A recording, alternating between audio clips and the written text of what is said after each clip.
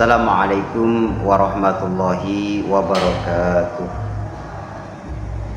Alhamdulillahirabbil alamin, hamdan na'imin, hamdan syakirin ala rabbil alamin wa mujibis sa'ilin.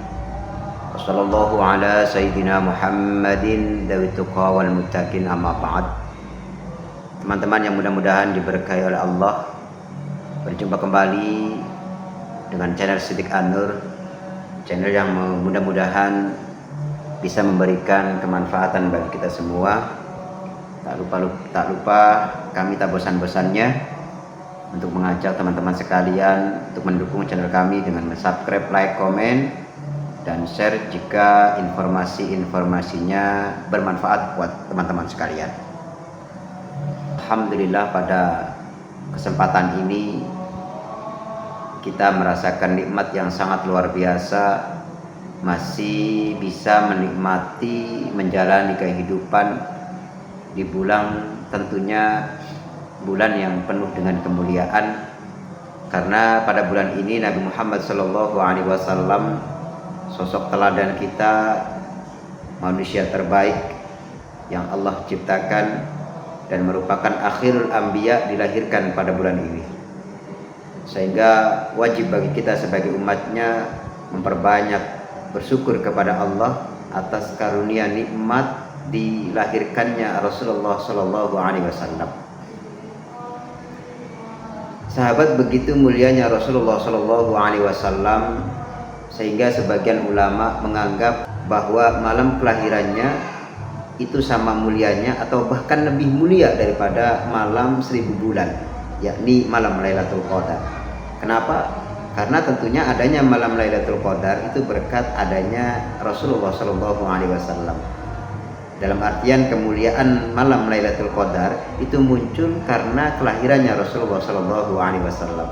Karena kalau seandainya Rasulullah tidak dilahirkan, Rasulullah tidak ada, maka belum tentu malam Lailatul Qadar itu ada. Sehingga begitu sangat mulianya, Allah Subhanahu wa taala berfirman pada Nabi Adam, qala Allah ta'ala li Adam, laula Muhammad ma khalaqtuka. Kata Allah, jika seandainya tidak aku ciptakan Nabi Muhammad, maka aku tidak akan menciptakan engkau. Kata Allah kepada Nabi Adam alaihissalam. Begitu mulianya Rasulullah, bahkan sebelum Nabi Adam diciptakan oleh Allah, yang merupakan manusia pertama di bumi ini sebagai bapak keturunan kita, Allah sudah mengatakan kepada Nabi Adam bahwa kalau seandainya Allah tidak menciptakan Nabi Muhammad, maka Allah juga tidak akan menciptakannya. Laula Muhammad ma khalaqtu. Kalau seandainya tidak ada Nabi Muhammad, maka saya tidak akan menciptakan kamu.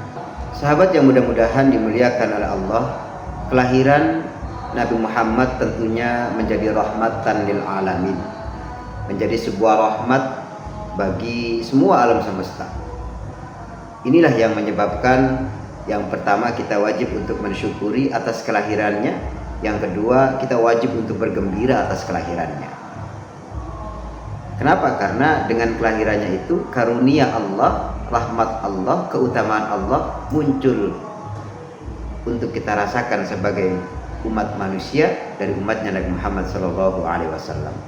Bahkan Allah Subhanahu wa taala berfirman dalam surat Yunus ayat 58, Allah berfirman, kul bifadlihi wa birahmatihi falayafrahu.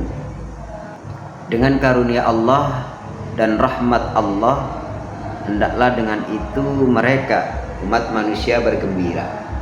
Sudah timbul pertanyaan, apakah yang dimaksud dengan rahmat pada ayat tersebut? Para mufassirin berbeda pendapat mengenai hal ini. Namun yang harus kita ingat bahwa dalam ulumul Quran diterangkan bahwa mentafsiri ayat dengan ayat Al-Quran yang lain itu jauh lebih baik, jauh lebih arjah dibandingkan mentafsirkan dengan selain ayat Al-Quran.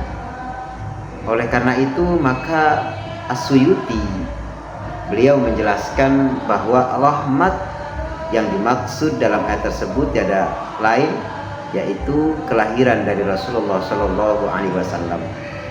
Karena ada ayat yang menjelaskan bahwa datangnya Rasulullah itu menjadi rahmatan lil alamin. Sehingga Imam As-Suyuti mengatakan bahwa rahmat yang dimaksud dalam ayat tersebut adalah kelahiran Rasulullah Shallallahu Alaihi Wasallam. Maka teman-teman sekalian, menjadi jelas bahwa Rasulullah Shallallahu Alaihi Wasallam memang diciptakan oleh Allah sebagai rahmat bagi alam semesta. Oleh karena itu melanjutkan ayat selanjutnya, faliyafrahu, ini mengindikasikan bahwa kewajiban bagi kita bergembira, dalam artian mensyukuri dan merasa bangga dengan kelahiran Rasulullah Shallallahu Alaihi Wasallam.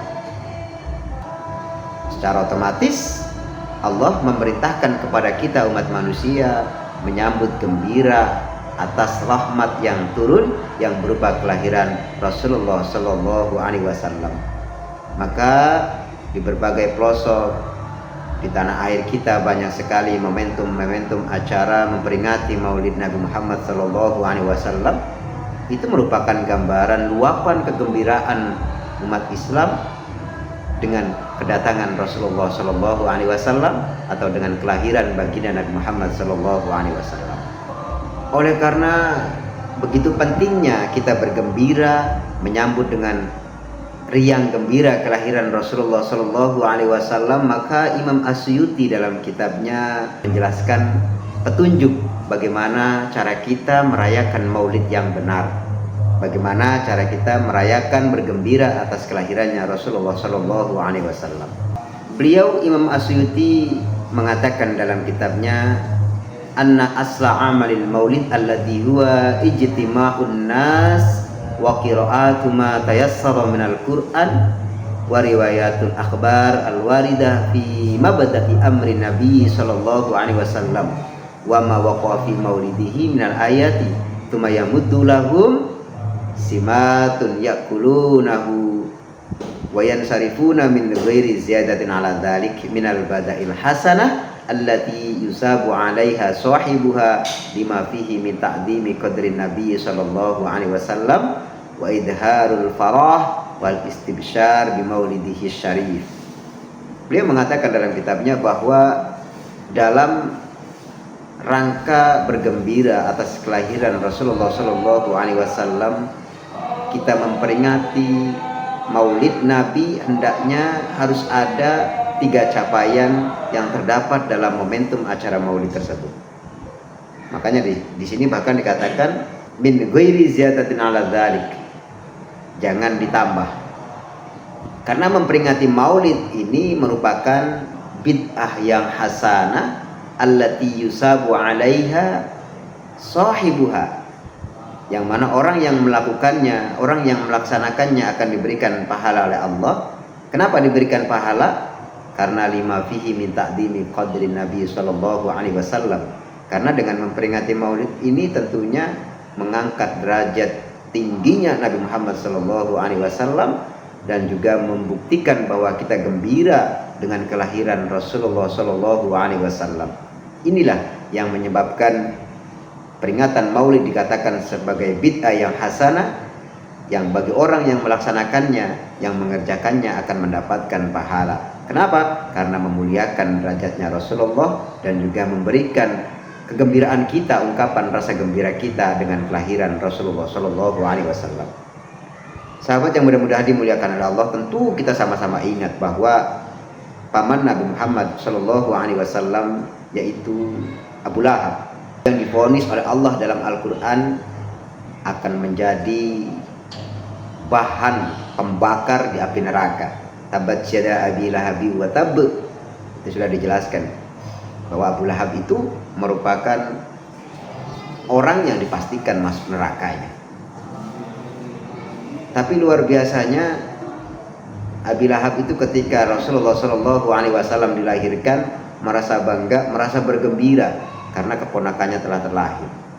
Dan karena kegembiraannya atas kelahirannya Rasulullah, orang yang sekelas Abu Lahab saja itu mendapatkan keringanan siksaan ketika hari Senin tiba, yakni di mana hari kelahiran Nabi, dan dia bergembira atas kelahirannya.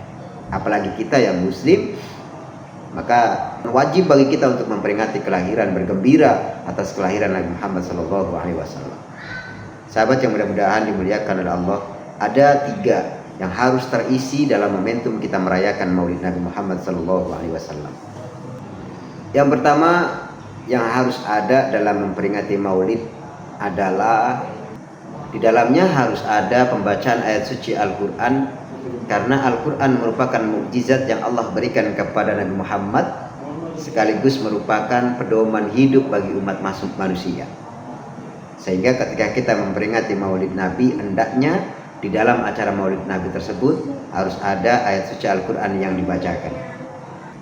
Yang kedua yang tidak boleh dilewatkan dalam memperingati Maulid adalah menceritakan tentang kisah-kisah Rasulullah, menceritakan tentang akhlak Rasulullah, menceritakan tentang sunnah-sunnah Rasulullah, dan bagaimana perjuangan beliau ketika menyebarkan agama Islam dan sampai wafatnya beliau. Ini harus ada sebuah kisah, ada sebuah cerita tentang Nabi Muhammad SAW, dan ini harus kita laksanakan dalam momentum merayakan Maulid Nabi Muhammad SAW.